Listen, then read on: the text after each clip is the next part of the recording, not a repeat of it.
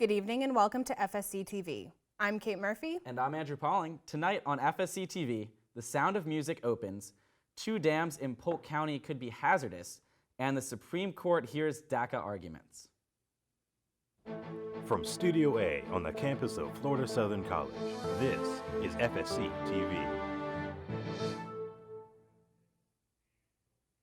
The Jewish Campus Ministry, FSC Hillel, held a remembrance ceremony at sunset this Sunday to remember those lost during Kristallnacht.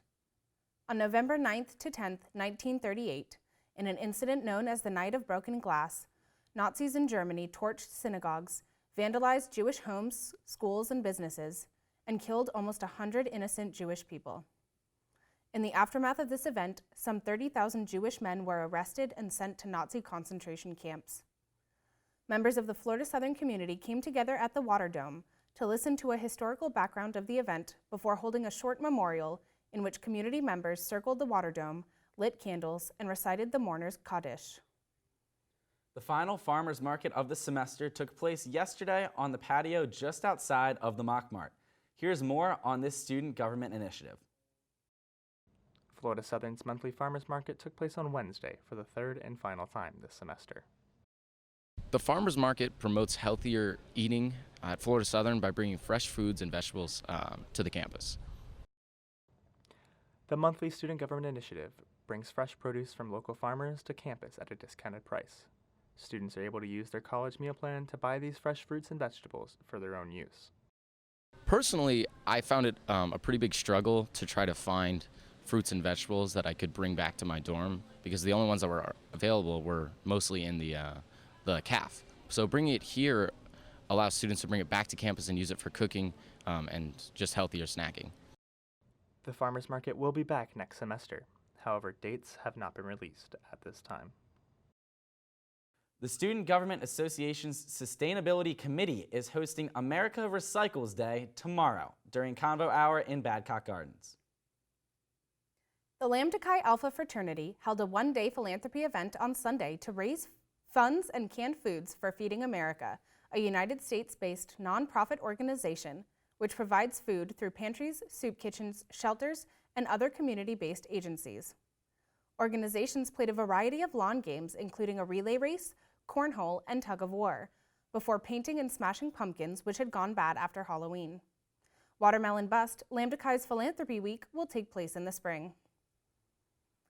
Florida Southern's theater department continues their 2019-2020 season tonight with The Sound of Music in the Buckner Theater. The musical follows the story of Maria, who takes a job as a governess to the Von Trapp family while she decides whether or not to become a nun. Set during the rise of the Nazi regime, the Tony Award-winning musical by Rodgers and Hammerstein continues the season remembering World War II. The Sound of Music will have a 2-week run and is set to close on November 24th. The show will start at 7:30 p.m. on Thursday, Friday, and Saturday, and at 2:30 p.m. on Sundays. Tickets can be purchased through the Buckner Theater box office, and the show will count towards the Fine Arts Passport credit.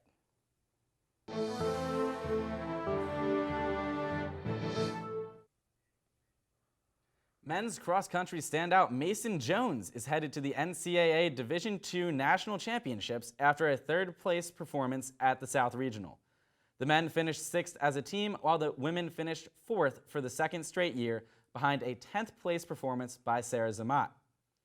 Men's basketball is currently 2-0 on the season as they are reaching the midpoint of their 5-game road trip to open their season. The women's basketball team competed in a non-conference match against Rollins last night, and a recap is available on fscmox.com. Swimming has the week off before they head to the Panther Invite in Melbourne, Florida next weekend. Volleyball will end their season on the road over the next 4 games, which will all be available for streaming on the SSC digital network. The men's soccer team ended the season with a 3-0 loss to Palm Beach Atlantic in the quarterfinals of the SSC Championships. Ice hockey is currently 4-3 on the season and are in the midst of a 4-game win streak. They play again on Saturday at the Lakeland Ice Arena. The club esports team Rocket League fell in the NACE final Rocket League Bracket D final to end the fall season at a record of 10-3. All 4 sponsored esports teams will be back in action in the spring.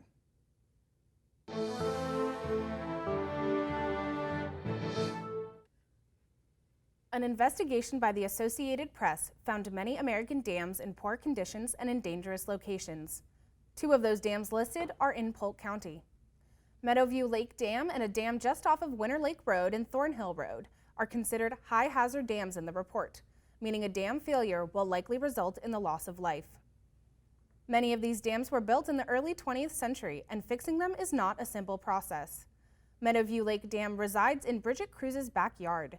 She told Fox 13 News, quote, "It could be better maintained. I've never seen it this bad," end quote. Polk County schools are struggling to draft a formal policy on medical marijuana use in schools before the state-given deadline of December 1st.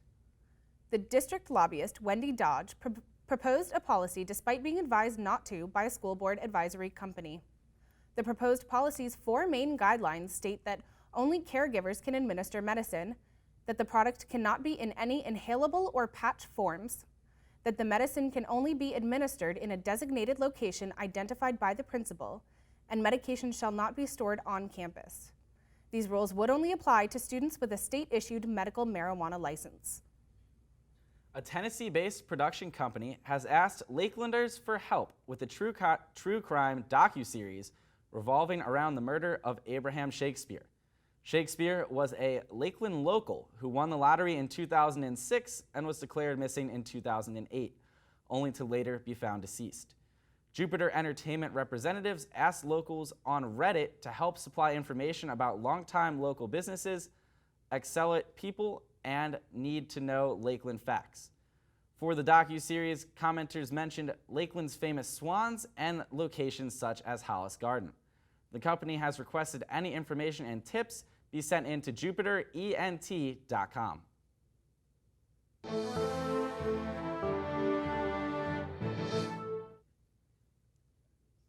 The Supreme Court will hear arguments on Tuesday revolving around the legality of ending the Deferred Action for Childhood Arrivals program. DACA was introduced in 2012 by President Obama to protect people brought to America as children, and it often allowed DACA holders to legally work and drive. The Trump administration moved to end the program in 2017 after 9 conservative state attorneys general threatened to sue the president for overreaching presidential power. During the formal announcement, Trump said, quote, "The program is unlawful and unconstitutional and cannot be successfully defended in court," end quote. The Trump administration recently rolled back a planned phase-out of old-fashioned light bulbs from stores. The original plan was to have incandescent light bulbs out of shelves by January 2020 and replaced with LED bulbs. The Lawrence Berkeley National Laboratory reported the phase-out would have lowered carbon dioxide emissions by 540 million metric tons and saved consumers an estimated $120 billion by 2030 due to the incandescent bulb's high energy use and frequent replacement needs. Consumer and environmental groups are suing the administration to keep the original phase-out plan in place. Brian Chesky, chief executive of Airbnb, laid out plans last week to give consumers a peace of mind when renting homes. This act was pushed by the Halloween shooting at an Airbnb rental, which resulted in the death of 5 people. Chesky said, quote, "We intend to do everything possible to learn from these incidents when they occur," end quote. The main initiative for the company is to have everything on the website 100% verified. This includes the homes, hosts, and information. Other initiatives include guest guarantees and renters' risk scoring. Hollywood's Rebel Without a Cause leading actor, who died in 1955, will return to the big screen using full-body computer-generated imagery, or CGI. Actor James Dean was cast to play a co-starring role in the upcoming production Finding Jack, a Vietnam War tale.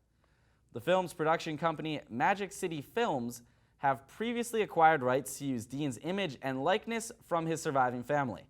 The CGI Dean will be voiced by another actor and assembled with the help of old footage and photographs to recreate what filmmakers have described as, quote, "a realistic version of James Dean," end quote. The film is expected to be released on Veterans Day in 2020. That's your news for this week. We'll be back with you guys next Thursday at 5 here on FSC TV. I'm Andrew Pauling. And I'm Kate Murphy. Until then, you can follow us on Twitter at TV_FSC or on Facebook at FSC TV.